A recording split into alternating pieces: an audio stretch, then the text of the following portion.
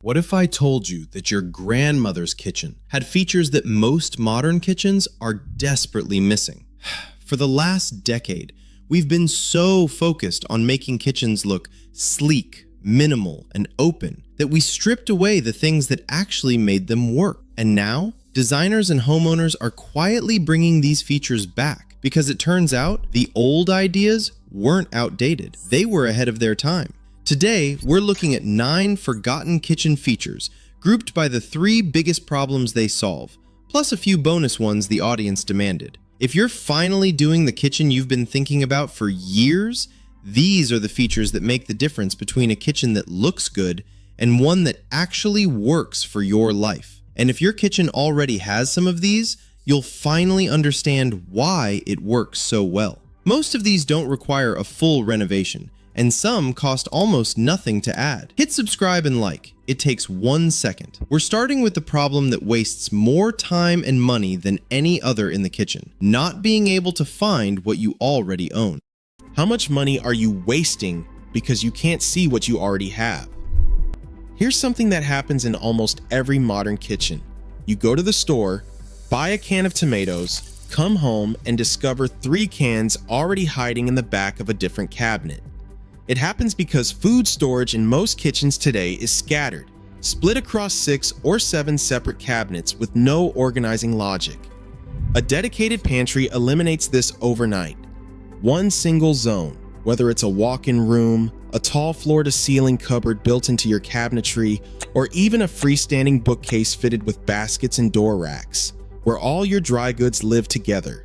You open it, see everything at a glance, and know exactly what you need to buy.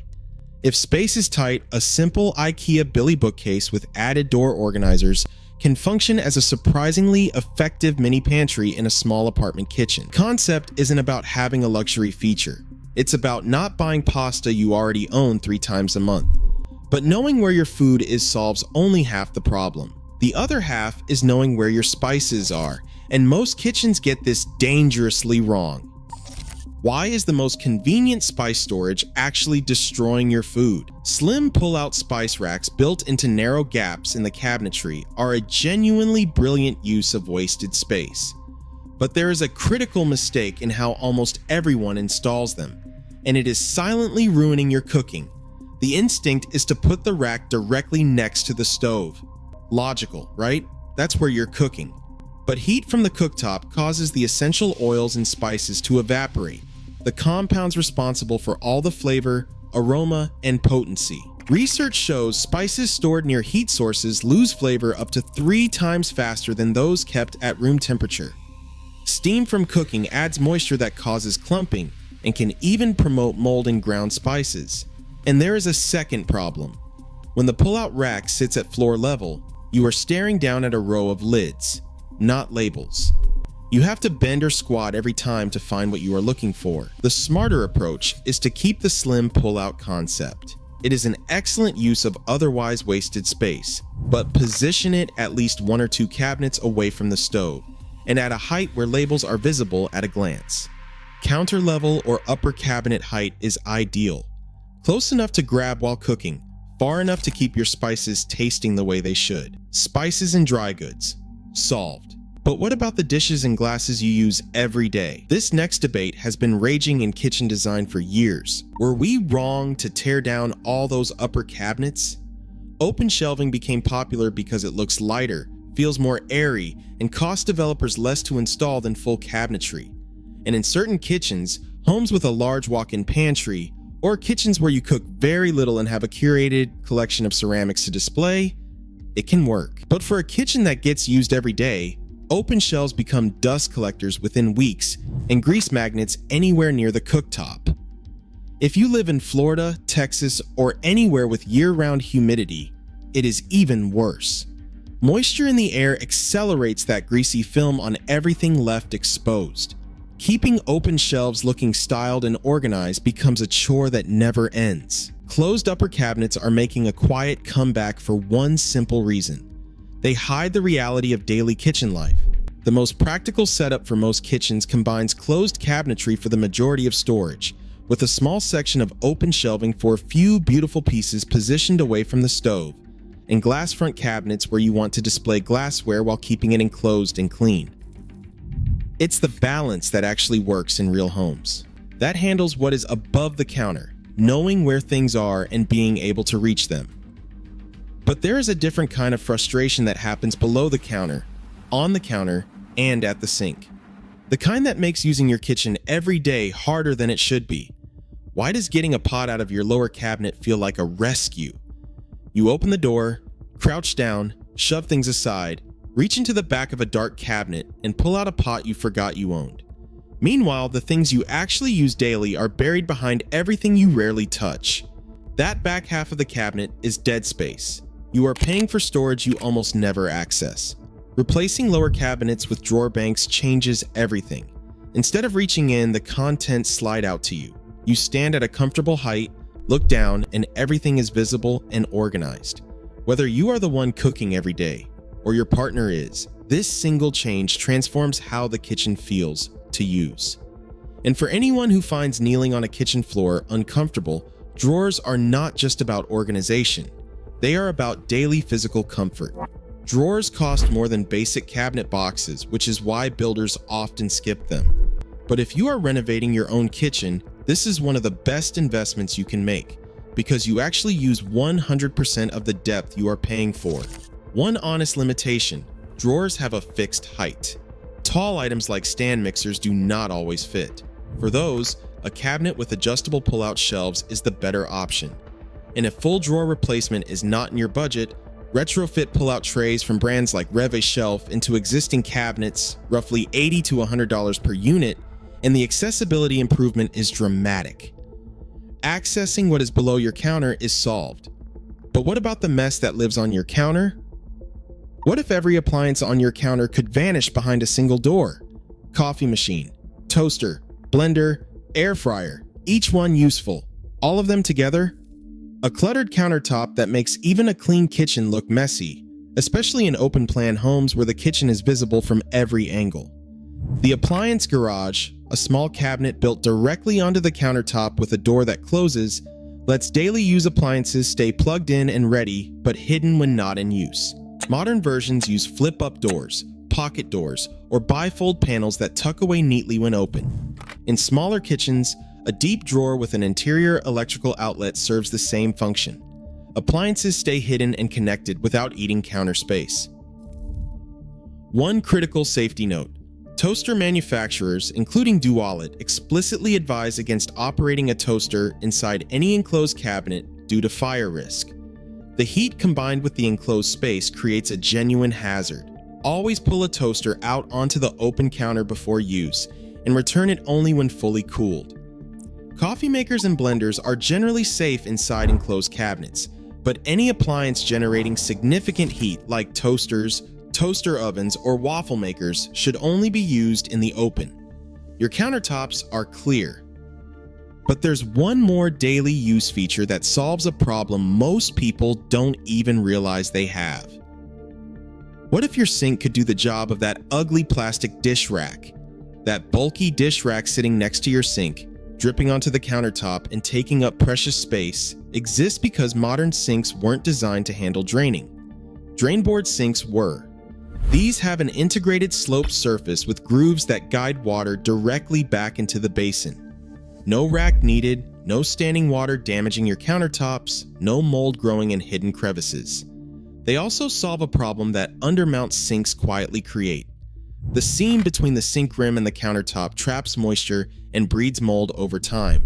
A drainboard sink eliminates that gap entirely with a continuous, easy-to-clean surface.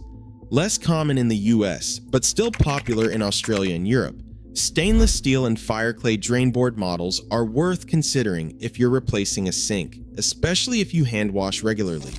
That covers making your kitchen easier to use every day. But there's a third kind of problem that no amount of storage or organization can fix, and it's the reason some kitchens feel like a workspace you want to leave, while others feel like the heart of your home. Is your open kitchen slowly driving you crazy? Open-plan kitchens feel spacious, bright, and great for entertaining. But they also mean staring at your kitchen mess from the living room. Every pot, every cutting board, every unwashed pan all on display. The noise carries, the smells carry, and every design choice in the kitchen has to coordinate with the rest of the house because there are no visual boundaries. More homeowners are exploring what designers call the broken plan. This is not a full return to closed kitchens. It is just enough separation to let the kitchen breathe as its own space. A partial wall, pocket doors, glass partitions, and here is a forgotten feature that solves this brilliantly: the pass-through window. A small opening in the wall between the kitchen and dining area, sometimes with a counter, sometimes with shutters. You can interact with family while cooking, then close it when the kitchen is a disaster.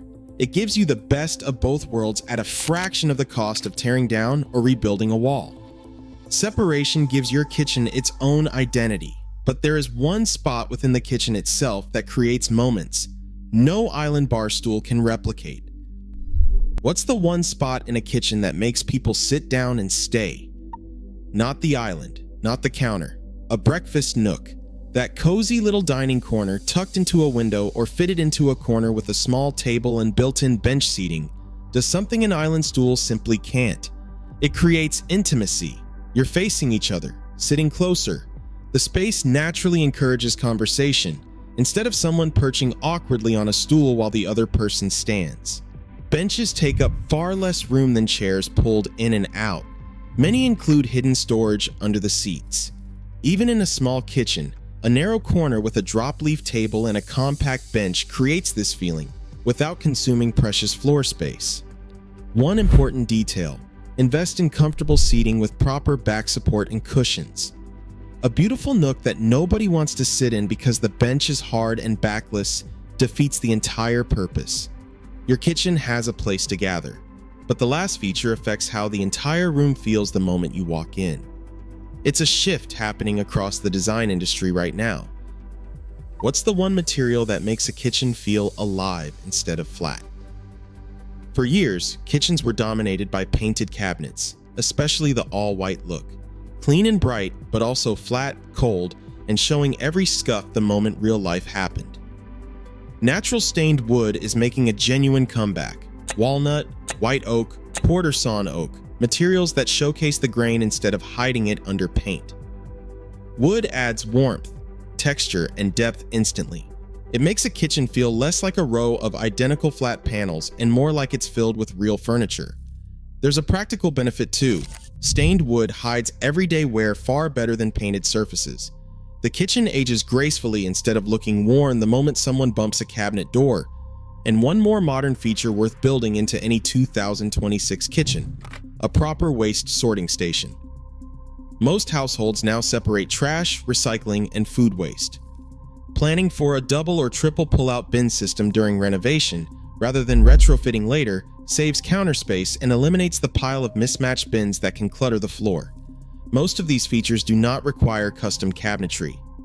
IKEA's kitchen systems, for example, offer tall pantry cabinets, drawer organizers, pull-out solutions, and waste sorting inserts that bring many of these forgotten features back at a fraction of custom pricing.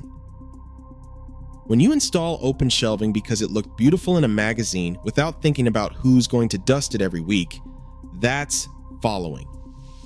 When you remove upper cabinets because a developer made it look modern without considering where your dishes will actually go, that's following. Following looks good for a moment. Function lasts for years. And if your kitchen is missing some of these features right now, you're not alone. Most kitchens built in the last decade are. The point isn't to feel bad about what's already there. The point is to know what to prioritize the next time you make a change. Here's my question for you, and I genuinely want to know. Of these 9 features, how many does your kitchen currently have? Count honestly. A dedicated pantry, drawer banks instead of lower cabinets, a drainboard sink, an appliance garage, proper upper cabinets, a well-placed spice rack away from the stove, some degree of separation from the living area. A breakfast nook, natural wood cabinetry. How many out of 9? Drop your number in the comments. There's no wrong answer. Some of you will have 7 or 8 and finally understand why your kitchen works so well. Others might have one or two and now know exactly where to start. If this helped you think differently about your kitchen, we have one on bathroom design regrets that could save you thousands. Plus another on kitchen cabinet mistakes most people don't catch until it's too late. Links are in the description. I'll see you in the next one.